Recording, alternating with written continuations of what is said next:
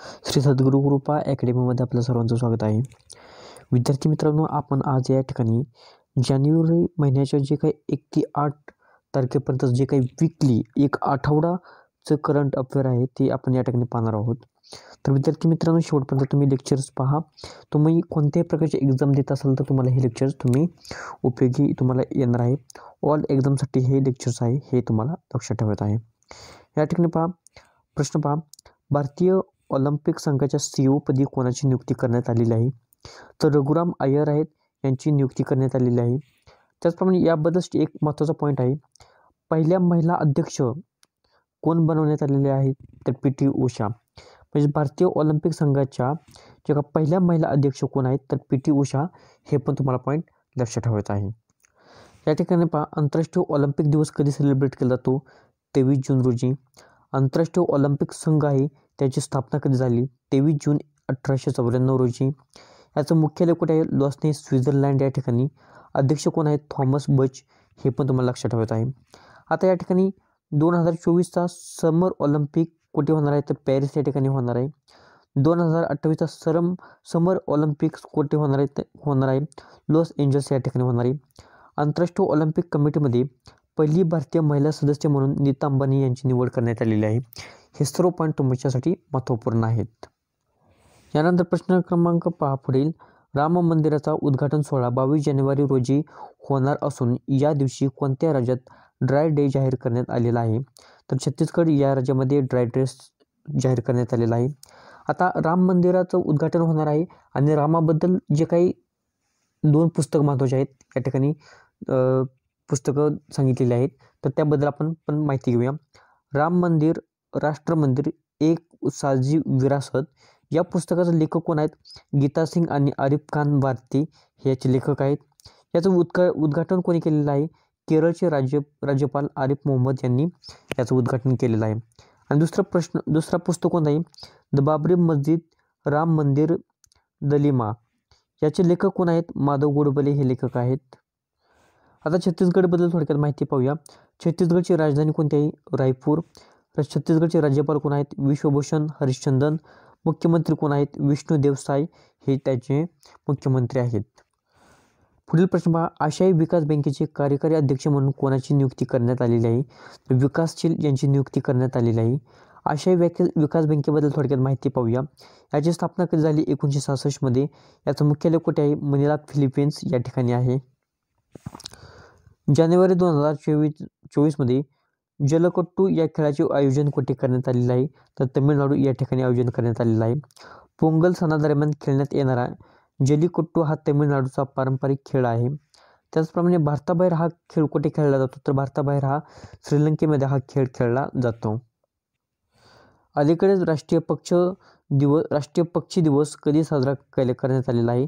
तर 5 जानेवारी रोजी राष्ट्रीय पक्षी दिवस साजरा करण्यात आलेला आहे. थीम काय आहे? लढण्याचा अधिकार ही याची थीम आहे. त्याचप्रमाणे विश्व प्रवासी पक्षी दिवस वर्षातून 2 वेळा साजरा करण्यात येतो.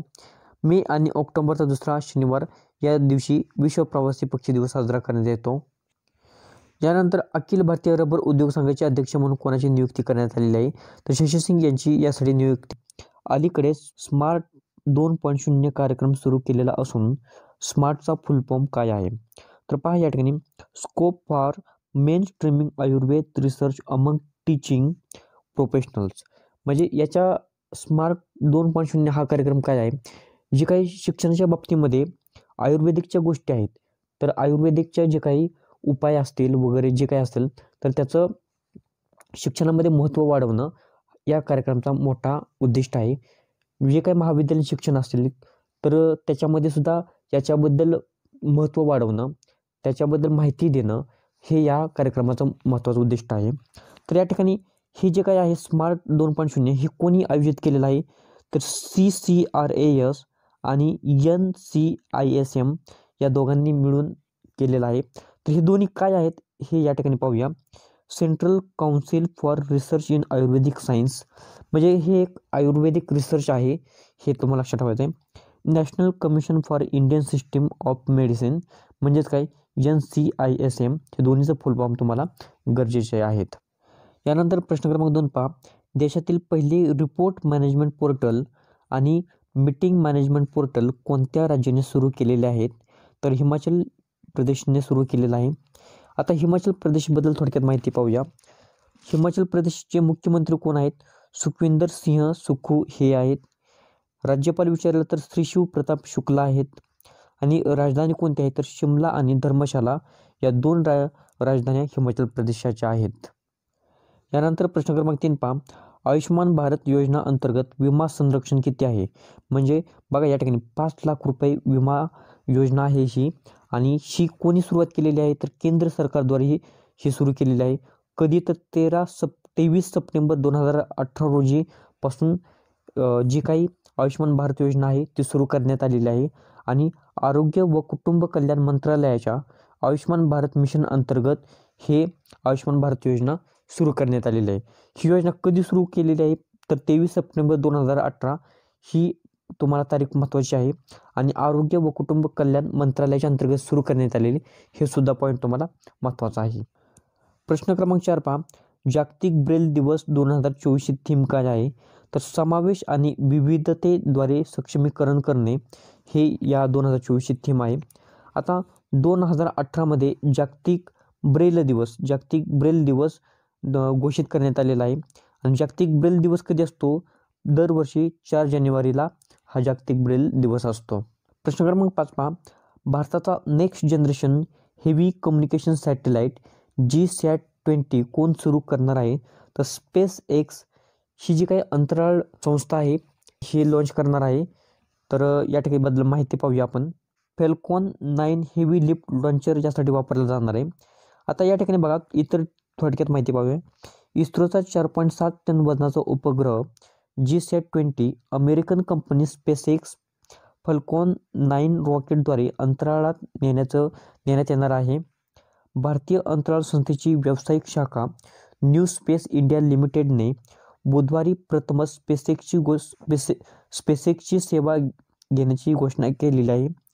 हे प्रक्षेपण वर्षाच्या दुसऱ्या तिमाहीत होऊ शकते. इस्रोच्या सध्या सर्वात शक्तिशाली रॉकेट GSLV Mk3 आहे. तो 4000 किलो वजनाचा उपग्रह जिओसिंक्रोनस ट्रान्सफर ऑर्बिटमध्ये नेऊ शकतो. या क्षमतेपेक्षा GSAT-20चे वजन 700 किलो जास्त आहे. म्हणजे 4700 हे वजन आहे एकूण. या कारणास्तव एलॉन मस्कच्या स्पेस एजन्सी स्पेसएक्सच्या सेवा प्रथमच वापरल्या जात आहेत. म्हणजे थोडे स्पेसएक्स ही सेवा कोणाची आहे? तर एलॉन मस्क यांची आहे. हे तुम्हाला लक्षात ठेवायचं आहे. फाल्कन 9 रॉकेट 8300 किलो वजनाचा उपग्रह GTOला पाठवू शकतो. हे पण लक्षात ठेवा. प्रश्न क्रमांक 6 पहा. FAITHचे अध्यक्ष म्हणून कोणी पदभार स्वीकारलेला आहे? तर पुनीत चटवाल यांनी स्वीकारलेला आहे. आणि याचा फुल फॉर्म तुम्हाला माहिती असणं गरजेचं आहे. Federation of association in Indian tourism and hospitality हा याचा फुल फॉर्म आहे. यानंतर प्रश्न क्रमांक 7 पहा. राम मंदिर राष्ट्र मंदिर एक साधी विराट या पुस्तकाचे प्रकाशन कोणी केलेले आहे? तर आरिफ मोहम्मद खान यांनी केलेलं आहे. आणि कोठे? तर दिल्ली या ठिकाणी. प्रश्न क्रमांक 8 पहा. गांधीनगर येथे होणाऱ्या वायब्रंट गुजरात ग्लोबल इन्व्हेस्टर समितीचे प्रमुख पाहुणे कोण असणार आहे? तर पेट्र फियाला हे असणार आहेत. झेक प्रजासत्ताकचे पंतप्रधान आहेत. 10 ते 12 जानेवारी 2024 दरम्यान हे आयोजन. आणि ही कितवी आवृत्ती आहे? तर 10वी आवृत्ती आहे. यानंतर प्रश्न क्रमांक 9 पहा. महासंचालक आणि पोलीस महानिरीक्षक 2023ची अखिल भारतीय परिषद कोठे होणार आहे? तर जयपूर या ठिकाणी होणार आहे. आणि कोठे? तर जयपूरमध्ये राजस्थान इंटरनॅशनल सेंटर या ठिकाणी ही जी काही अखिल भारतीय परिषद आहे ती नियोजित होणार आहे. यानंतर प्रश्न क्रमांक 10 पहा. भारतीय रेल्वे धुक्याच्या वातावरण सुरळीत कामकाजात धुक्याचं वातावरण असताना सुरळीत कामकाज करण्यासाठी किती फॉग पास उपकरण बसवण्याची योजना आखत आहे? तर 20,000 उपकरण बसवण्याचे नियोजन आहे. तर याबद्दल थोडक्यात माहिती पाहूया. ही एक GPS आधारित नेव्हिगेशन साधन आहे जी लोको पायलटला दाट धुक्याच्या परिस्थितीत नेव्हिगेट करण्यास मदत करण्यासाठी डिझाईन केलेली आहे. फॉग उपकरणे लोको पायलटला सिग्नल लेवल क्रॉसिंग गेट्स आणि कायमस्वरूपी वेग प्रतिबंध यासारख्या निश्चित खुणाच्या स्थानाबद्दल रिअल टाईम माहिती देतात. यानंतर प्रश्न क्रमांक 11 पहा.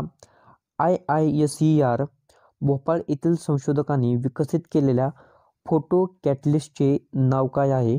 तर UCPOP पॉप AU हे त्याचं नाव आहे. आता या ठिकाणी बघा, जे काही मास्टर्ड गॅस आहेत त्या मास्टर्ड गॅससारख्या युद्ध घटकांना नष्ट करण्याचं काम करतं. त्याचप्रमाणे जे काही IISER आहे त्याचं फुल फॉर्म काय आहे? Indian institute of science education and research Bhopal, म्हणजेच काय भारतीय विज्ञान शिक्षण आणि संशोधन संस्था भोपाळ आहे. आणि याची स्थापना कधी झाली? तर 2008 मध्ये याची स्थापना झालेली आहे. यानंतर प्रश्न क्रमांक 12 पहा. राष्ट्रीय खेळ प्रोत्साहन पुरस्कार 2023ने कोणाला सन्मानित करण्यात आलेला आहे? तर जैन विद्यापीठ बेंगलोर आहे. तर या विद्यापीठाला या पुरस्काराने सन्मानित करण्यात आलेला आहे.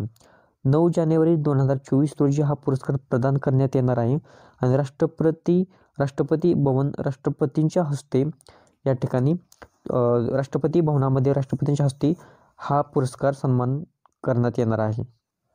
यानंतर प्रश्न क्रमांक 13 पहा. केंद्रीय शिक्षण मंत्रालयाच्या शालेय शिक्षण आणि साक्षरता विभागाने विद्यार्थ्यांसाठी कोणता कार्यक्रम सुरू केलेला आहे? तर प्रेरणा हा कार्यक्रम सुरू केलेला आहे. हा 1 आठवड्याचा कार्यक्रम आहे. 9वी ते 12वीचे विद्यार्थी यामध्ये सहभागी असणार आहेत.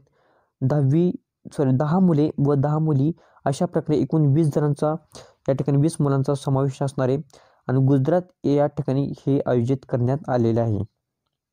यानंतर प्रश्न क्रमांक 14 पहा. India International Jewellery Trade Show 2024चे आयोजन कुठे करण्यात आलेले आहे? तर जिओ वर्ल्ड कन्व्हेन्शन मुंबई या ठिकाणी हे आयोजन करण्यात आलेलं आहे. वाणिज्य मंत्री पियुष गोयल यांच्या हस्ते याचं उद्घाटन करण्यात आलेलं आहे आणि ही आवृत्ती विचारली तर 16वी आवृत्ती आहे. यानंतर प्रश्न क्रमांक 15 पहा. आंध्र प्रदेशातील परदेशी विद्यार्थ्यांना मोफत नोंदणीसाठी कोणती विमा योजना दिली जात आहे? तर प्रवासंद्रा भरोसा विमा ही योजना त्यांना देण्यात येत आहे. एखाद्या विद्यार्थी परदेशात असताना दुर्दैवाने अनपेक्षित परिस्थितीला बळी पडल्यास 10 लाख रुपयांचा जीवन विमा दिला जातो. यानंतर प्रश्न क्रमांक 16 पहा. GI टॅग मिळालेला काळा या ठिकाणी नुनिया आहे बरं का. या ठिकाणी काळा नुनिया तांदूळ कोणत्या राज्याचा आहे? तर पश्चिम बंगालचा आहे. भारत हा जागतिक व्यापार संघटना अर्थात WTOचा सदस्य आहे. त्यामुळे भारत सरकारकडून GI टॅग मिळालेली एखादी वस्तू एका विशिष्ट ठिकाणची आहे हे परदेशातही हक्काने सांगितलं जाऊ शकतं. म्हणजे GI टॅगचं हे महत्त्व आहे. त्याच्यामुळे एखादी वस्तू आहे ती स्वतःची आहे ही आपण हक्काने सांगू शकतो आणि ती त्यासाठी GI टॅग हा प्राप्त केलेली वस्तू असते हे तुम्हाला लक्षात ठेवायचं आहे. GI म्हणजे प्रश्न क्रमांक 17 पहा. कोणत्या भारतीय शहराला आंतरराष्ट्रीय पाणथळ या ठिकाणी काय आहे? पाणथळ आहे. पाणथळ शहर म्हणून मान्यता मिळाली आहे. तर इंदूर या शहराला ही मान्यता मिळालेली आहे. कोणत्या राज्यात भारतातील पहिल्या मुलींच्या सैनिक शाळेचे उद्घाटन होणार आहे?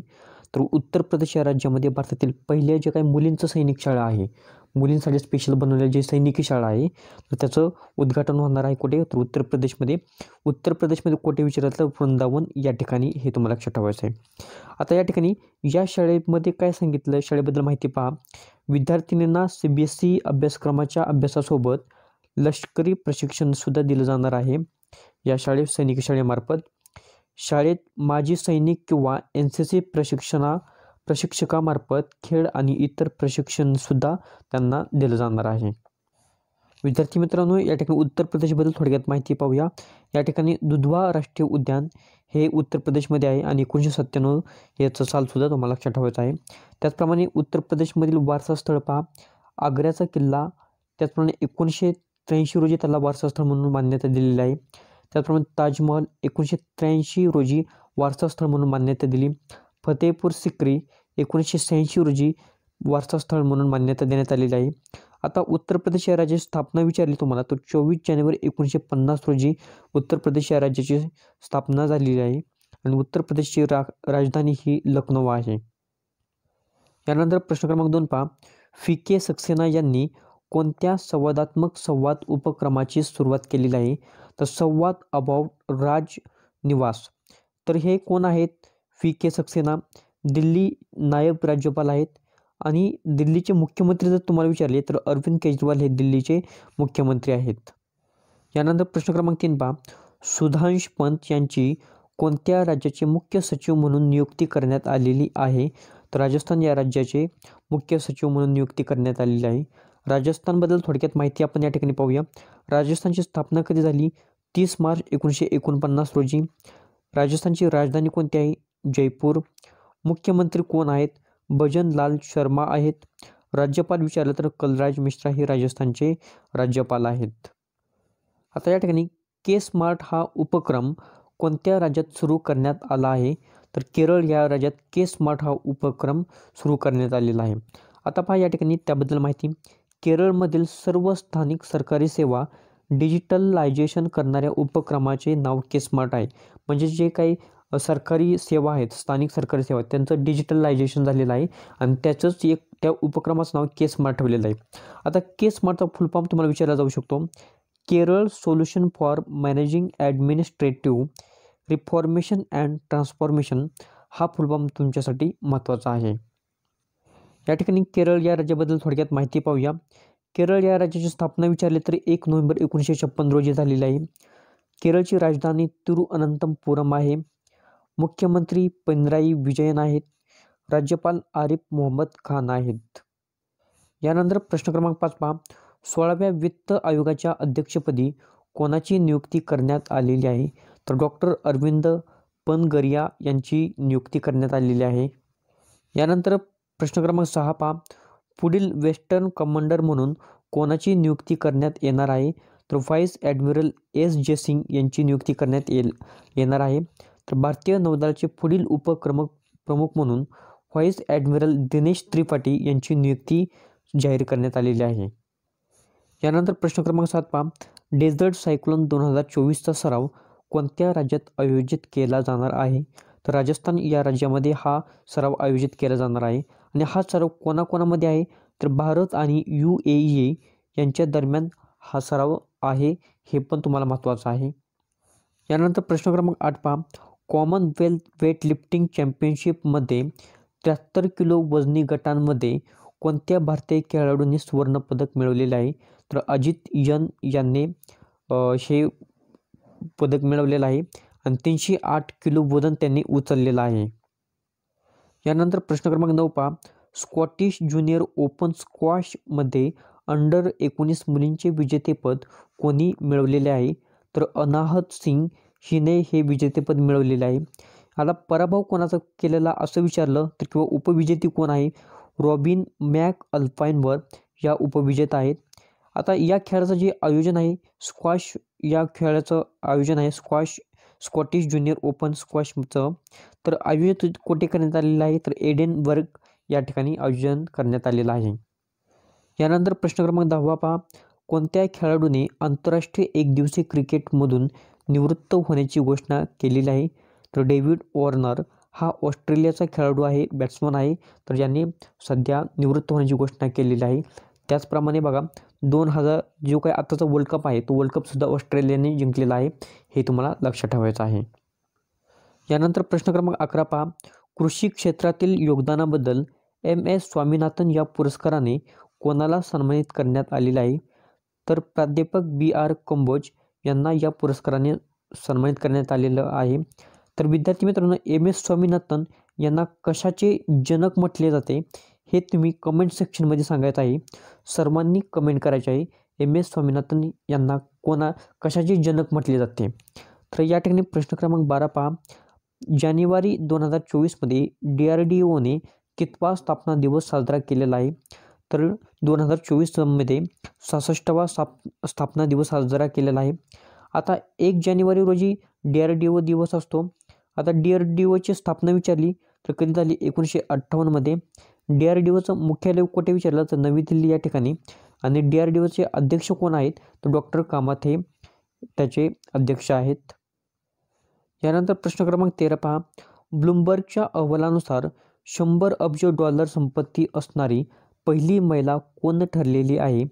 तर फ्रँकोइस बेटेनकोर्ट मेयर्स या पहिल्या महिला आहेत ज्यांची जी प्रॉपर्टी आहे किंवा ज्यांची संपत्ती आहे $100 अब्ज आहे, अशा त्या पहिल्या महिला जगातील ठरलेल्या आहेत. प्रश्न क्रमांक 14 पहा. परराष्ट्र मंत्रालयाने नवनियुक्त प्रवक्ते म्हणून कोणाची नियुक्ती केलेली आहे? तर रणधीर जयस्वाल यांची नियुक्ती केलेली आहे. यानंतर प्रश्न क्रमांक 15 पहा. पंतप्रधान विश्वकर्मा योजना लागू करणारा देशातील पहिला केंद्रशासित प्रदेश कोणता ठरलेला आहे? तर जम्मू काश्मीर हा केंद्रशासित पहिला प्रदेश असा आहे की ज्याने पंतप्रधान विश्वकर्मा योजना लागू केलेली आहे. हा केंद्रशासित प्रदेश आहे. प्रश्न क्रमांक 16 पहा. झारखंडमध्ये आदिवासी आणि दलितांसाठी वृद्धापकाळ पेन्शनसाठी नवीन पात्रता काय केलेली आहे? तर 50 वर्ष ही पात्रता केलेली आहे. यापूर्वी किती होती? 60 वर्ष होती. आता नवीन किती केलेले आहे? 50 वर्ष करण्यात आलेले आहे. तर विद्यार्थी मित्रांनो, जे काही आत्तापर्यंतचे 1 ते 4 तारखेपर्यंत जे काही चालू घडामोडीचे प्रश्न होते तर ते या ठिकाणी पाहिलेले आहेत. तर विद्यार्थी मित्रांनो, या व्हिडिओची जर PDF तुम्हाला घ्यायची असेल तर तुम्ही टेलिग्राम चॅनल जॉईन करणं अतिशय महत्त्वाचं आहे. टेलिग्रामची लिंक आहे ती या व्हिडिओच्या डिस्क्रिप्शन बॉक्समध्ये दिलेली आहे. त्याचप्रमाणे कमेंट सेक्शनमध्ये सुद्धा दिलेली आहे. त्याचप्रमाणे विद्यार्थी मित्रांनो, जर हा व्हिडिओ तुम्हाला योग्य वाटत असेल तर लाईक करा, शेअर करा, चॅनलला सबस्क्राईब करा. त्याचप्रमाणे विद्यार्थी मित्रांनो, जे काही लास्ट 6 मंथचं जे काही करंट अफेअर आहे ते आपल्या टेलिग्रामवरती सुद्धा त्याची लिंक आहे.